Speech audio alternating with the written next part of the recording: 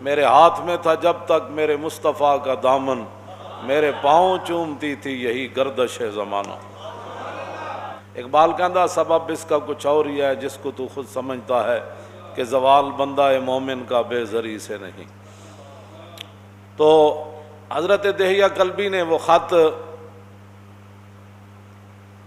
بصرہ شام کے گورنر کو پہنچایا۔ یہ بخاری شریف کے اندر ہے کہ نبی علیہ الصلوۃ والسلام نے خط جو بھیجا تھا وہ دہیہ کلبی کے پاس دیا اور فرمایا یہ پہنچا دے۔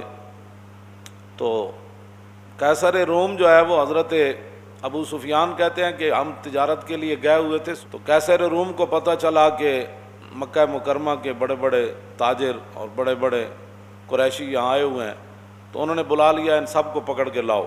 کہتے ہیں ہم سب چلے گئے قیصر روم کے پاس، تو اس نے کہا کہ اس بندے کو سب سے آگے لاؤ جو حضور کے نسب کے زیادہ قریب ہے۔ تو حضرت ابو سفیان فرمانے لگے کہ مجھے آگے کیا گیا۔ کہا کہ آپ حضور کے زیادہ قریب ہیں حضور نسب کے؟ انہوں نے کہا فرمایا ادھر بیٹھ جاؤ۔ بٹھا دیا۔ فرمایا میرے ساتھ جتنے ساتھی تھے ان کو میری پیٹھ کے پیچھے بٹھا دیا اور کہا کہ اگر یہ حضور کے بارے میں غلط بیانی کریں تو آپ نے مجھے بتانا ہے۔ اس نے پھر رسول اللہ کے بارے میں، یہ بخاری شریف کے اندر موجود ہے، اس نے پھر رسول اللہ کے بارے میں سوالات کیے قیصر روم نے۔ تو اس نے ترجمان بلایا، کہا کہ ان سے یہ پوچھو کہ جنہوں نے یہ دعویٰ کیا ہے ان کا نسب کیسے ہے، کیف نسب فیکم؟ تو کہنے لگے میں نے کہا کہ فینا ذو نسب، اور ماں تو بڑے عالی نسب والے ہیں، بڑے بلند خاندان والے ہیں۔ پھر اس نے کہا کہ ان سے یہ پوچھو کہ آپ کے خاندان میں حضور سے پہلے کبھی کسی نے دعویٰ کیا نبوت کا؟ تو انہوں نے کہا آج تک نہیں کیا، حضور نے دعویٰ کیا۔ پھر اس نے پوچھا کہ کیا ان کے آباء و اجداد کے اندر کوئی پہلے بادشاہ گزرا ہے؟ کہا کہ نہیں، ان کے آباء و اجداد میں کوئی بادشاہ نہیں گزرا۔ پھر اس نے پوچھا کہ ان کے جو متبعین ہیں، ان کی جو پیروی لوگ کر رہے ہیں، وہ ضعفاء ہیں یعنی کمزور لوگ ہیں یا بڑے خاندانوں والے ہیں؟ تو کہا کہ نہیں، ان کی پیروی تو کمزور لوگ کر رہے ہیں۔ پھر پوچھا کہ ان کی تعداد کم ہو رہی ہے یا زیادہ ہو رہی ہے؟ نے کہا نہیں، ان کی تعداد تو بڑھ رہی ہے۔ پھر اس نے پوچھا کہ کیا کوئی بندہ اپنے دین سے ناراض ہو کر کبھی کوئی واپس کفر کی طرف پلٹا؟ انہوں نے کہا نہیں، کبھی بھی کوئی نہیں پلٹا۔ نے کہا کہ آپ نے کبھی ان کے بارے میں اعلان نبوت سے پہلے غلط بیانی کی نسبت کی تھی حضور کی طرف؟ نے کہا نہیں، کبھی بھی نہیں کی۔ ابو سفیان کہتے ہیں میں ایک بات اپنی طرف سے داخل کر سکا کہ صلح حدیبیہ کا معاہدہ ہو چکا ہے، اب دیکھتے ہیں حضور وعدے کی پاسداری کرتے ہیں یا نہیں۔ کہتے ہیں سوائے اس کے میں حضور کے بارے میں وہاں کوئی بات نہیں کر سکا۔ یہ رسول اللہ کا مقام اور شان ہے، اور اگر آج کوئی ان کے بارے میں بات کرے تو قیصر روم کے سامنے جنہوں نے نہیں مانا، وہی تو فتح مکہ والے دن مسلمان ہوئے نا حضرت ابو سفیان، لیکن ایسے پھر مسلمان ہوئے کہ جاتے ہوئے پھر وہاں حضور غزوہ حنین کے لیے گئے تو ایک آنکھ وہاں دے دی اور دوسری آنکھ جنگ یرموک میں دے دی، تو پھر قیامت تک کو کتا ان کو بھونک نہیں سکتا۔ اور جنگ یرموک میں جب حضرت ابو سفیان نے بات کی تھی نا، سب صحابہ نے کہا کہ حالات اس طرح کے ہیں، تو ہر ایک نے خطبہ دیا، تو حضرت ابو سفیان کہنے لگے اہل اسلام حضر ما ترون، یہ منظر دیکھ رہے ہو ہم کتنے ہیں اور وہ کتنے ہیں، ان کا جنگی ساز و سامان کتنا ہے اور ہمارا کتنا ہے، ہم وطن سے کتنے دور ہیں، ہم ان کے وطن میں لڑنے کے لیے آئے ہیں۔ جب یہ باتیں کی تو صحابہ ظاہر ہے موجود تھے سارے بڑے بڑے، تو فرمایا پریشان ہونے والی بات نہیں، فہذا رسول اللہ، فرمایا حضور بھی جنگ یرموک میں حضور بھی جلوہ گر ہیں، فہذا رسول اللہ۔ تو وہاں آپ کی دوسری آنکھ بھی چلی گئی، جو تو کسی کو کیا پہنچتا، آپ کوئی بچپن کی باتیں شروع کر دے کہ میں ایسے ہوتا تھا تو پھر میں ایسے ہوتا تھا، تو بات جو الاسلام یہدم ما کان قبلہ، اسلام کا یہی تو کمال ہے کہ اسلام سے پہلے جتنی باتیں ہوتی ہیں جب کلمہ پڑھ لیتا ہے وہ باتیں ساری ختم ہو جاتی ہیں، بات ختم ہے، وہ تو اسلام کی خاطر نابینا ہو گئے۔ اور پاکستان کے روڈوں پر کوئی کتا ان کو بھونکتا ہے تو وہ تو اپنے آپ کو بھونکتا ہے، اس کا کیا تعلق ہے صحابہ سے؟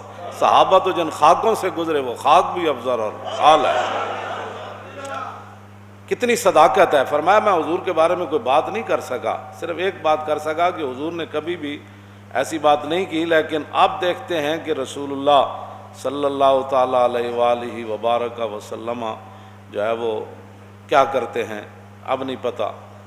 تو کہا کہ آپ یہ بتائیں کہ آپ کی ان کے ساتھ جنگ ہوتی رہتی ہے؟ انہوں نے کہا ہاں جی بالکل ہوتی رہتی ہے۔ انہوں نے کہا کہ وہ جنگ کا نتیجہ کیا ہوتا ہے؟ کہا کہ الحرب سجال، جنگ تو ایک ڈول ہے، جس طرح پانی بھرنے کے لیے بندہ کنویں میں پھینکتا ہے تو ڈول، تو کبھی ایک آدمی پانی ڈول سے نکال لیتا ہے، کبھی دوسرا۔ مطلب یہ تھا کہ کبھی ہم جیت جاتے ہیں، کبھی وہ جیت جاتے ہیں۔ یہ اس نے پھر پوچھا کہ وہ آپ کو حکم کیا دیتے ہیں، کس بات کا؟ انہوں نے کہا کہ قلت یقول اعبدوا اللہ وحدہ ولا تشرکوا بہ شیئا واترکوا ما یقول آباؤکم یامرنا بالصلاۃ والصدق والعفاف والصلہ۔ انہوں نے کہا کہ وہ ہمیں حکم دیتے ہیں کہ جناب اللہ کی عبادت کرو، اور جن پر تمہارے آبا و اجداد تھے بتوں کی پوجا کرتے تھے وہ سارے معاملات چھوڑو، اور حضور ہمیں نماز کا حکم دیتے ہیں، سچائی کا حکم دیتے ہیں، پاک دامنی کا حکم دیتے ہیں، اور رسول اللہ صلہ رحمی کا حکم دیتے ہیں۔ کہا کہ حضور یہ ہمیں حکم دیتے۔ اب 11 سوالات کیے اور ان میں سے جواب 9 کے، پھر وہ اس کو ویسے ہیراکل پڑھتے ہیں، ہیراکل یا ہیرکل پڑھتے ہیں، ویسے لوگ ہیرکل کہتے ہیں، ہیرکل یا ہیراکل دونوں طرح۔ انہوں نے بخاری شریف کے اندر بھی اس کا ضبط دیا ہوا ہے کہ اس لفظ کو کیسے پڑھنا ہے، لیکن بخاری اردو بھی کی ہو نا گھر میں تو اس کو سمجھنے کے لیے پہلے 16 سال پڑھنا پڑتا ہے۔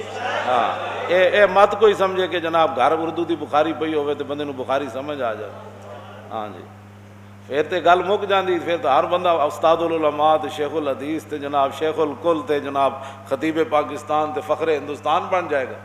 ہاں جی گھر کتاباں ساریاں پئی نہیں ہوندیاں، پھر سویرے تسی منڈیاں نو کیوں سکول بھیج دیو، دودھ پیندے نو بھی بھیج دیں دیو، کتاباں ساریاں گھر پئی نہیں ہوندیاں، کتاباں گھر رکھن دا بندہ مولوی تھوڑا ہو جاتا۔ ایک مولوی ہے جڑا سارے ہر بندہ مولوی ہے، جنہوں جناب اٹھ پٹو میں اخبار مضمون پڑھیا سی تو اخبار مضمون پڑھن نہ بندہ مولوی ہوندا، عمر باید کہ یار آیت بکنار، بڑی لمبی عمر چاہی دی تاں یار بغل چاہندا۔ تو میں اس لیے یہ بات کر رہا ہوں کہ لوگ ہرکل پڑھتے ہیں، ان کو یہ بھی نہیں پتہ ہوتا کہ ہیراکل ہے یا ہیرکل ہے۔ اس نے پھر آگے سے حضور کی ترجمانی کیا کی سنیں۔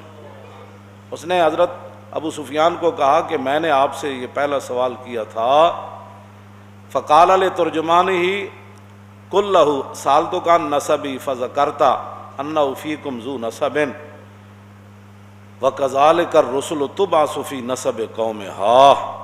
میں سب سے پہلے میں نے تم سے یہ سوال کیا کہ ان کا نسب کیسا ہے، تو آپ نے خود کہا کہ وہ تو بڑی عالی نسب والے ہیں۔